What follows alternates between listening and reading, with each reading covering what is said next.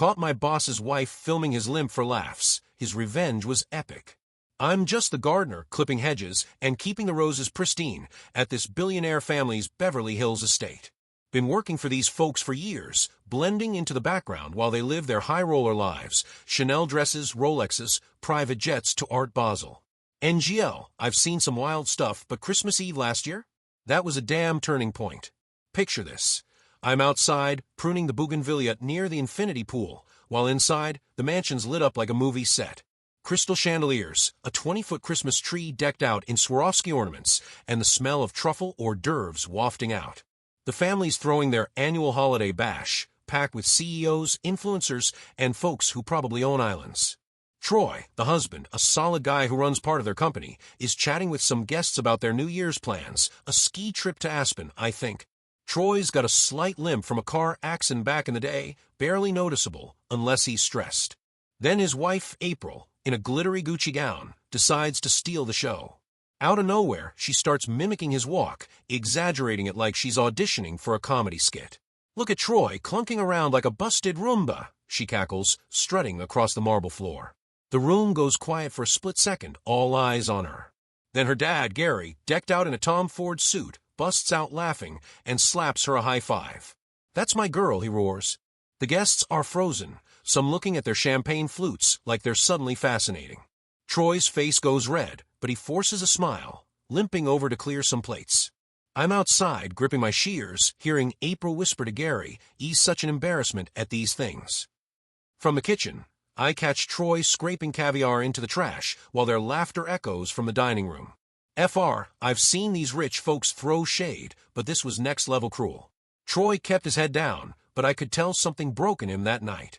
If you're wondering, yeah, this was the spark that lit the fuse for what came next. AITA for not stepping in. I'm just a help, but damn, it felt wrong to stay quiet. This story's blowing up on Reddit, and I'm curious, where y'all listening from? Ever seen someone get humiliated like that in public? Drop your stories below. I want to know if this kind of drama's universal or just a billionaire thing. Been tending the gardens at this Beverly Hills mansion for 3 years, watching this billionaire family live like they're in a glossy Netflix drama. April 28 is the Queen Bee Daddy's girl, draped in Prada, always jetting off to Paris Fashion Week or Coachella on a whim. Her dad, Gary, a 60-year-old oil tycoon, calls the shots and throws shade like it's his cardio. Her mom, Ellen, 55, keeps quiet, sipping rose by the pool. April's sister, Laura, 31, and her husband, Sean, are the chill ones, always tipping me extra when I trim their palm trees. Then there's Troy, April's husband, 30, a regular guy who climbed into this world by sheer grit, managing part of their company. He's got a slight limp from a wreck in his teens, hardly a thing unless he's nervous, like when Gary's grilling him at dinner. Troy and April have been hitched for 4 years, met at some swanky corporate gala. At first, she'd gush about his charm, but I'd catch her rolling her eyes when he'd stumble a bit walking across their marble foyer. Lately, things got weird. April's glued to her phone, giggling at texts, then flipping the screen when Troy walks by. I saw her once by the koi pond, whispering to a colleague in a Balenciaga suit, way too close for business. Troy chalked it up to her new VP gig stressing her out, but I'm like, bro, that ain't it. Gary's always treated Troy like he's punching above his weight, and April's been picking up that vibe. Ellen stays out of it, and Laura tries to play peacemaker, but you can feel the tension. I chat with Troy sometimes while hosing down the driveway. He's down to earth, but it's clear this family's wearing him down. NGL, I figured their marriage was shaky, but that Christmas Eve stunt? That was the match to the gasoline. What's wilder is what Troy found out next. Trust me, it gets messy. Anyone else smell trouble brewing in a relationship like this? Hit the comments with your takes. I'm curious if y'all saw red flags like I did. Man, after that Christmas Eve disaster, the vibe at this Beverly Hills estate shifted hard. I'm out there, shaping topiaries by the tennis court, and Troy's looking like a ghost. Guy's usually chatty when I'm watering the orchids, but now he's all quiet, limping worse than usual. A week later, I'm sweeping the patio when I overhear him arguing with April by the garage. She's in her Lululemon yoga gear, waving him off like he's a mosquito. "It was a freaking joke, Troy, chill," she snaps, then struts off to her Range Rover. I keep my head down, but I'm thinking, damn, that's cold. Couple days later, Troy asks me to drive him to their company office, said he forgot some files. I'm in my beat-up F-150 waiting in the lot when he comes back looking like he saw a murder. Turns out, April left her iPad on the kitchen island, and a notification popped up from her friend Angie. It was a video from that Christmas party, Troy limping while trying to talk, with a caption, "Robot malfunction LOL." April had sent it to her private group chat, and her buddies were eating it up, laughing emojis. Slay Queen replies. Troy's hands were shaking as he showed me. I'm no tech guy, but he asked me to help him poke around their shared iCloud while April was at a SoulCycle class. What we found? A whole folder of videos, April secretly filming Troy's limp, adding filters and captions like "system crash detected" or "buffering IRL." Some had comments from her friends, clowning him for months. There were texts too, April and Gary dragging Troy. He's a liability at events, Gary wrote. April replied, "FR, I'm over it." Worst part, a message to Angie where April said, "I tell people he's got a brain injury, so they don't ask why he walks like that." I'm sitting there in my truck, jaw on the floor, while Troy's scrolling, eyes glassy. NGL, I felt like punching something for him. He didn't cry, just went dead silent, like he was piecing together years of lies. I've seen rich folks play dirty, but this was a new low. If you're wondering, yeah, Troy kept it cool, but I knew he was planning something. April had no clue her little jokes were about to blow up in her face. This is straight outta Reddit drama. You'll ever catch someone you trusted stabbing you in the back like this? I'm curious how you'd handle finding out your partner's been mocking you for clout. After uncovering April's secret videos and texts, Troy was done. I'm out here sculpting hedges at their Beverly Hills estate, and he's moving like a man on a mission. He pulls me aside one day while I'm hosing down the marble fountain, voice low, eyes sharp. Don't say a word to anyone, he tells me. I nod, former Marine, I know how to keep secret. Troy's not just leaving. He's building a damn fortress to protect himself from this billionaire family's chaos. First, he starts gathering evidence like he's in a spy flick. While I'm trimming the olive trees, he's in his office, screenshotting everything. Those mocking videos, April's texts with Gary calling him a charity case, receipts from their joint account showing her blowing thousands on Hermes bags. He even found a $1,500 receipt for a Chanel clutch tucked in a planter I was repotting. April's been hiding her shopping sprees. He's got a lawyer now, some sharp suit he met at a downtown Starbucks, not one of the family's cronies. The lawyer tells him to play it cool, act normal, so he does. Smiles at April's "How was your day?" over dinner, nods when Gary brags about his new yacht. But I see his jaw clench when she checks her phone mid-sentence, smirking at some text. Troy's smart about the money. He opens a new bank account, one April doesn't know about, and siphons off small chunks from their joint funds, $200 here, $500 there, nothing to raise flags. All legal, his lawyer says, since it's his share of their personal spending. I drive him to a storage unit in Santa Monica one afternoon, paid in cash, where he stashes clothes, his vinyl collection, and a box of old family photos.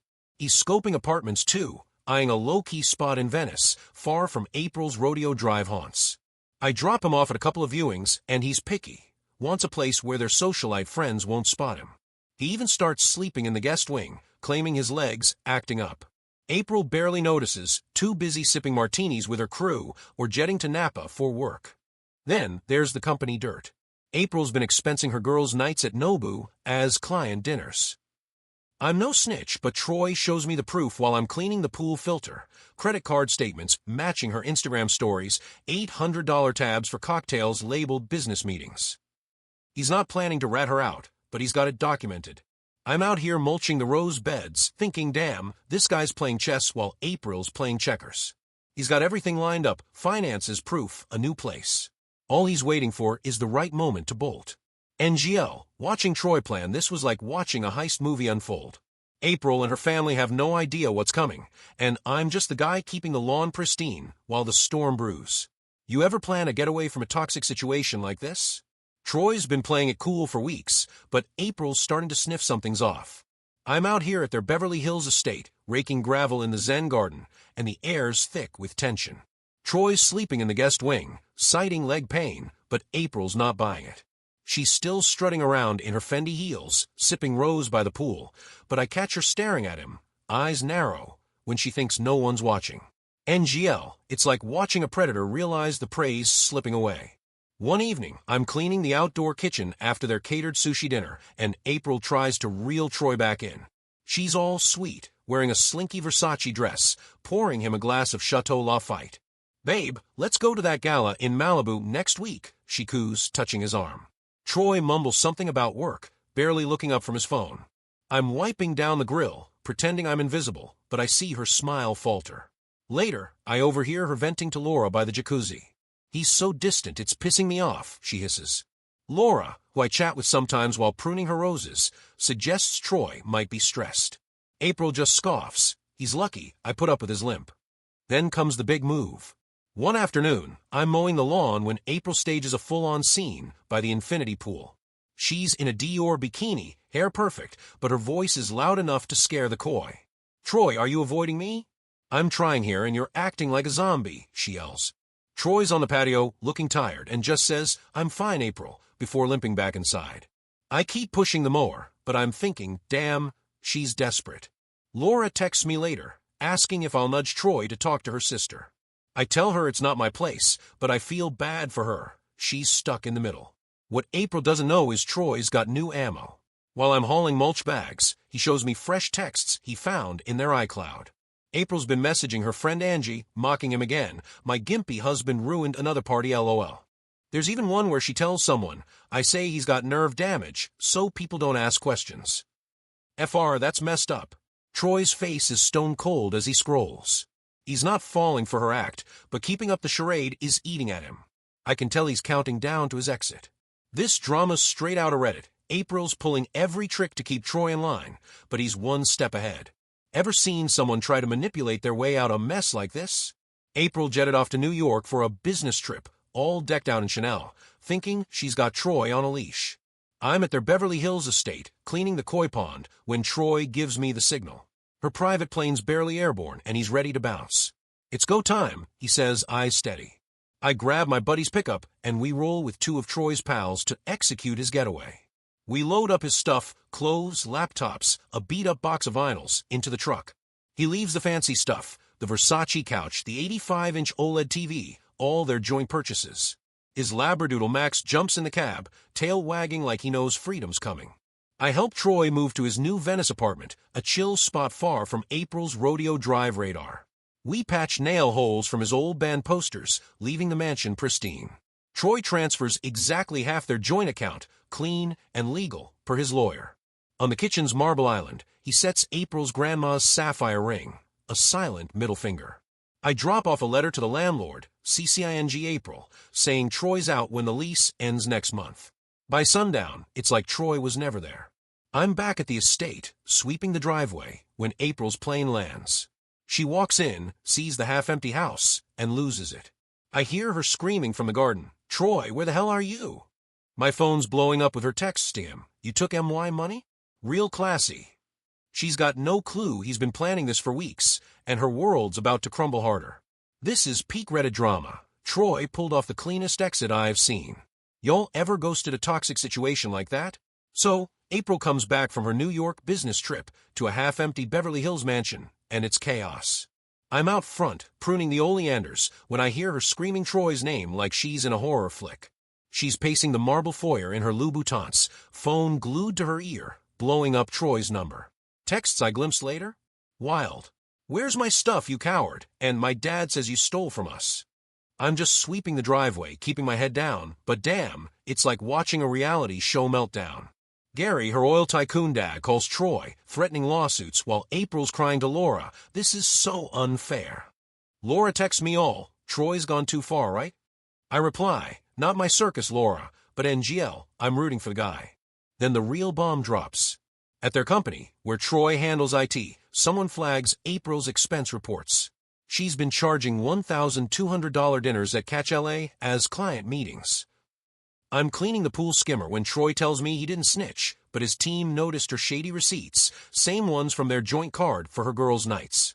Company audits her, and boom, she's suspended pending a deeper dive. Found at least 15 fake expenses over the year. Ouch.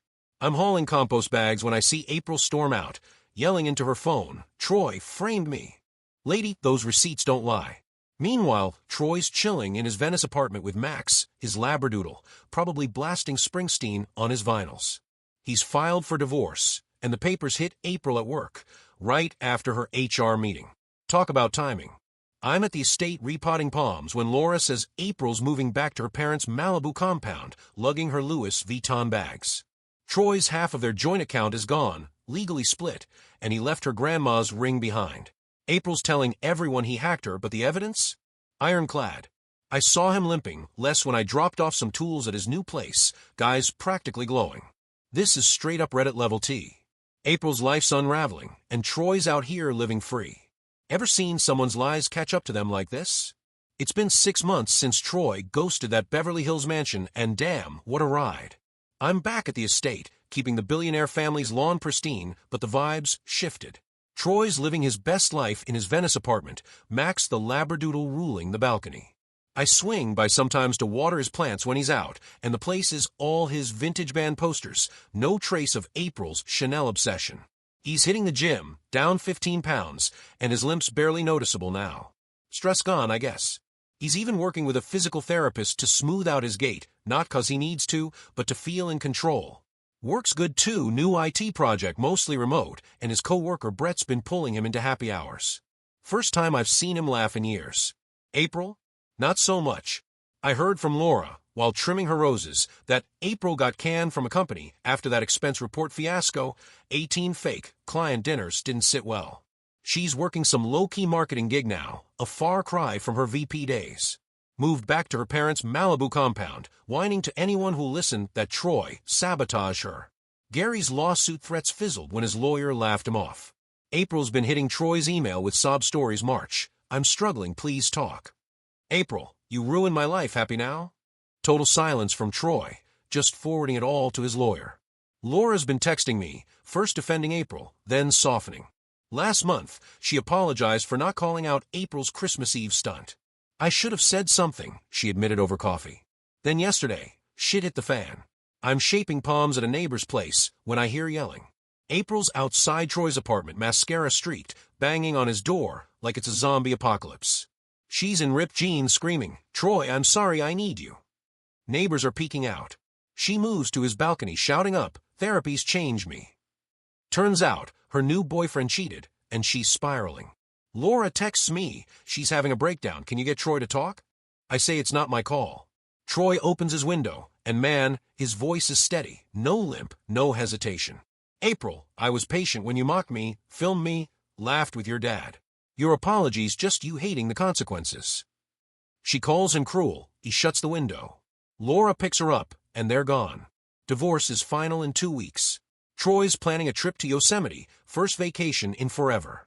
I'm back cutting hedges, feeling like I witnessed a Reddit saga IRL. Y'all, Troy's free, and April's learning the hard way. Ever seen someone rise above a betrayal like this? Drop your stories in the comments. This Reddit-level drama's got me wondering how you'd close a chapter like that.